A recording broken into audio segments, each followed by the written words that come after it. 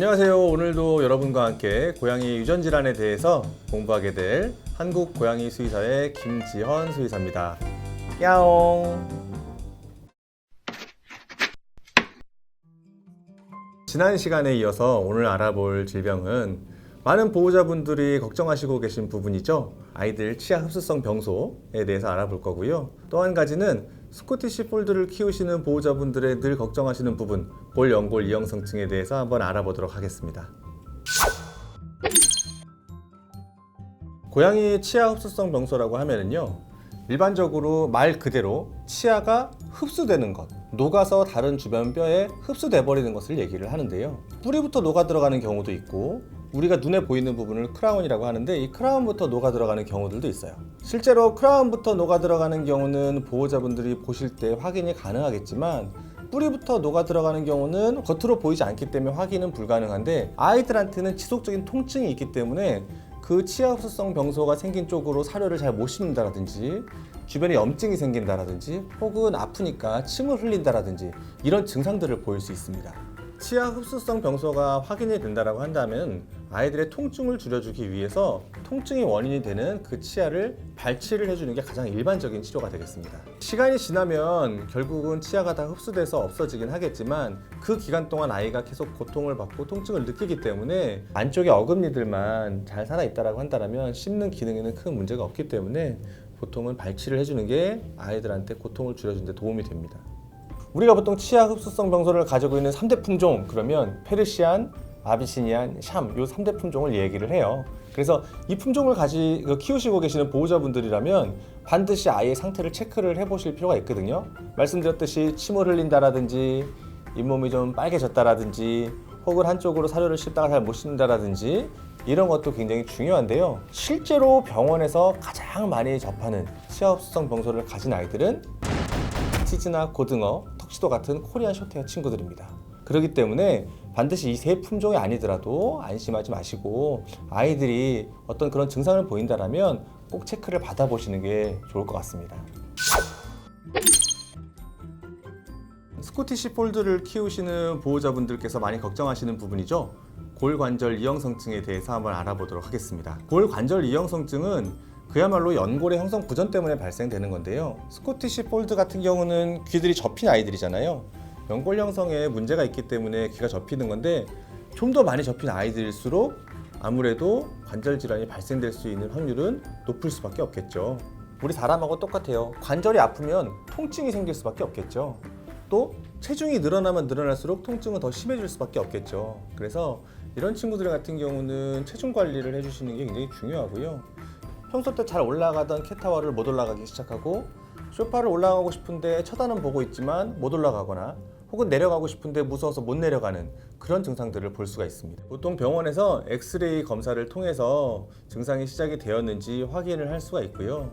유전 소인을 가지고 있는 친구들 중에서 진행이 되는 친구들은 늦게라도 진행이 되는 경우가 많이 있거든요. 안타까운 거는 근본적인 치료가 어렵기 때문에 우리가 해줄 수 있는 거를 최선을 다해서 해주고, 필요하면 레이저 치료 같은 재활 치료라든지 이런 것들을 병행해 주시는 게 조금이라도 도움은 될 수 있을 것 같습니다. 유전자 검사를 요청하시는 사례가 요새는 많이 늘고 있습니다.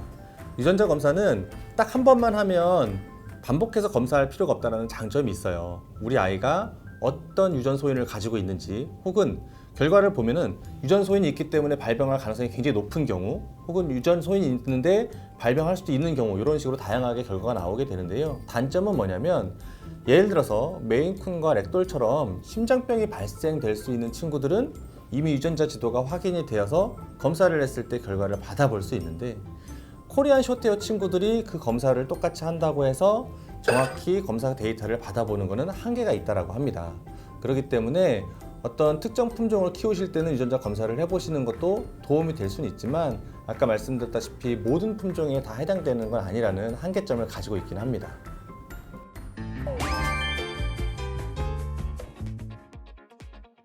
그러면 코리안 숏헤어 등 친구들은 유전병이 아예 없는 건가요? 요새는 품종묘보다는 코리안 숏헤어 친구들을 많이 키우는 경향이 있거든요. 그러다 보니까 실제로 병원에 오는 친구들의 대부분은 코리안 숏헤어 친구들이 차지를 하고 있어요.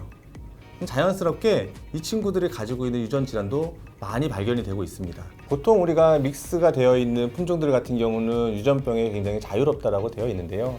실제로 우리 코리안 숏헤어 친구들도 그 선대에서 어떤 유전 질환을 가지고 있었느냐에 따라서 후대에서도 그 증상이 발현될 수가 있어요. 그러니까 그 품종묘들이 문제가 되는 게 근친 교배가 되는 게 문제가 되는 건데, 이 코리안 숏헤어 친구들도 자연 상태에서 어떻게 교배가 되고 있는지 확인할 길이 없기 때문에 사실 유전 질환들 상당히 발현될 수 있다고 생각이 됩니다. 평소 양치를 잘해주면 치아 흡수성 병소를 막을 수 있을까요? 네. 치아 흡수성 병소는 일종의 유전병의 하나라고 볼 수 있기 때문에요. 양치를 잘해준다라고 해서 안 생기지는 않아요. 다만 양치를 잘해주시게 되면 평소 때 치주염이라든지 치석이 생성되는 거라든지 이런 것들을 잘 막아줄 수 있기 때문에 아이들한테는 큰 도움이 될 수 있고요. 양치라고 말씀을 드리면 보호자분들 대부분 사람의 기준으로 하루에 3번, 3분씩 열심히 닦으려고 하시는데요.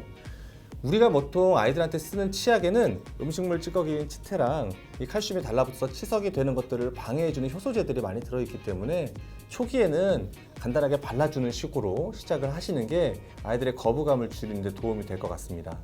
그럼 스코티시 폴드는 무조건 고련골 이형성증에 걸리는 건가요? 미리 관절약을 먹이면 대비가 될까요? 스코티시 폴드라고 해가지고 모든 아이들이 이런 증상들이 발현되는 건 아니고요. 유전 소인을 가지고 있기 때문에 언제든지 발현될 수 있기 때문에 관찰하는 게 중요하고, 다른 아이들에 비해서 발생할 수 있는 확률이 높다라고 이해하시는 게 좀 더 좋을 것 같습니다. 네, 약을 먹이기보다는요, 관절에 좋은 영양제를 주시는 건 도움이 될 것 같아요. 대표적인 영양제는 오메가3 지방산이 될 수 있는데, 이런 것들을 충분히 급여를 해주시는 거는 아이들의 건강을 유지하는 데 조금이라도 도움이 될 수 있을 것 같습니다. 고련골 이형성증에 걸린 고양이에게 집에서 해줄 수 있는 케어법은 뭐가 있을까요? 네, 보호자분들께서 아이들이 아파하는 시점, 이런 것들을 정확히 보시는 게 제일 중요할 것 같고요. 골연골 이형성증이 생겼을 때 해줄 수 있는 거는 정말 제한적이긴 한데요. 반복해서 말씀드리지만 첫 번째는 체중 관리고요. 두 번째는 통증을 줄이기 위한 진통제 사용 혹은 관절 영양제를 좀 사용을 한다라든지 이런 부분들이 좀 도움이 될 수 있고, 놀이매트를 깔아주시는 것도 좋기는 한데 주의하셔야 될 거는 가끔 아이들이 놀이매트를 뜯어먹는 경우들이 있어요. 그래서 이런 부분은 좀 조심해 주셔야 될 것 같긴 합니다. 네, 지금까지 고양이 유전병에 대해서 알아봤는데요. 고양이 유전병을 알아보는 가장 큰 이유는 여러분들이 아이들을 잘 관찰해서 조기의 증상을 확인하고 조기 진단을 하기 위함입니다. 지금까지 여러분들과 함께한 시간들이 아이들과 여러분의 건강한 삶을 오랫동안 유지하는 데 큰 도움이 될 수 있기를 기대하겠습니다. 감사합니다. 야옹!